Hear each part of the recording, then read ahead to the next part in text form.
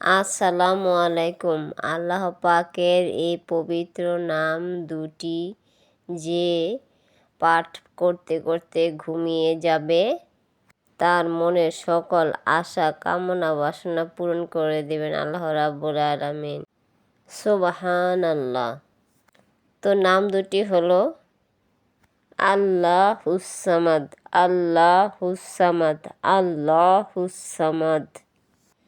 তো ভিডিওটা শেয়ার করে দিন, এতে আপনার অনেক সওয়াব হবে এবং আপনি অনেক নেকির অংশীদারি হবেন। অনেকে শিখতে পারবে এবং জানতে পারবে, আমলটি করতে পারবে।